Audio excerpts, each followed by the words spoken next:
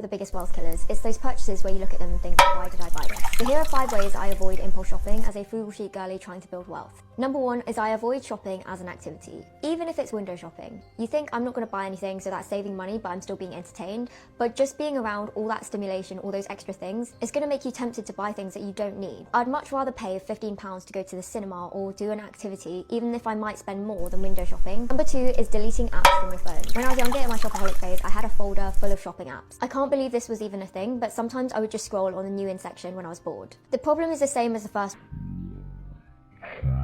Shopping as entertainment. Instead, delete the apps from your phone, and when you actually need something, you can look it up on your web browser. Number 3, set a fun money fund. Sometimes we impulse spend because we've been too restrictive. The point of this video isn't about buying nothing, it's about buying things you truly value and get their cost per use. You have an allocated pot that you can pull from when you have those urges to buy something. That way you're not feeling guilty and you're still living within your budget. Number 4 is tailor your consumption. Whenever I buy something, I always get added to their email newsletter marketing, and to me, as a consumer, that is annoying. I always unsubscribe. But if you're receiving tons and tons of emails from different companies telling you they've got their latest offer, that's just pulling your attention and money in so many different directions. Similarly, unfollow people that purely tell you to just buy things. Number 5 is romanticize what you already own. There's a reason why everyone has gratitude journals, and it's touted as one of the most beneficial experiences for your happiness, because when you actually realize what you already own, you realize you don't need a lot more. Romanticizing what you own simply means acknowledging that you might already have enough. You don't need that extra top in the extra colorway, you don't need that new pair of trending trainers, the ones you have are perfectly fine. Those are 5 different mindsets that I have to avoid impulse shopping. If you enjoyed this video, give it a like and follow for more content from me. I've just logged in to check on my student loan, and this is the balance. Here's why, as a 25-year-old with over 100k in my savings and investments and 6 figures in my business, I'm not in any rush to pay this off in full. Now, I want to make this disclaimer that this is based on my own preferences, circumstances, and I have complete empathy, understanding for the people that feel frustrated by it. Number 1, I can do more myself with that £53,000. To me, it would be a massive opportunity cost. I could buy a property, invest in the stock market, or put that money into my business, but if it just gets paid off in the student loan, all I've done is relieved a headache. If I use it there's a greater chance I could grow wealth. Number 2, like I said, this is limited to my circumstances. Because I have now gone self-employed or I have my own limited company, I can decide how much I pay myself. If you're paid through PAYE and you get a pay rise, it does inevitably mean you will pay more of your student loan, whereas I can choose what my salary is. Obviously, you can still decide to take a lower income, but it's completely different because I'm still working for myself, so I'm building equity in my business at the same time. Number 3, people are going to roll their eyes, but I have to also reiterate the point that it's not like traditional debt. If I'm not earning a certain amount, then I don't have to pay it back. There's no bailiffs, there's no reminders. It is simply dependent on my income. If I don't pay it off, it wipes in 30 years. And yes, there's that psychological element of seeing it go up year on year. But like I mentioned in my other points, I will do other things with that money, and because it's not obligatory, then I just don't feel the need to pay it off. Obviously, this comes from a very privileged take, and there are some people that have worked their asses off, got those massive pay rises and feel frustrated. Completely understand that. But if anyone's in a similar position to me, maybe this can give you some peace of mind.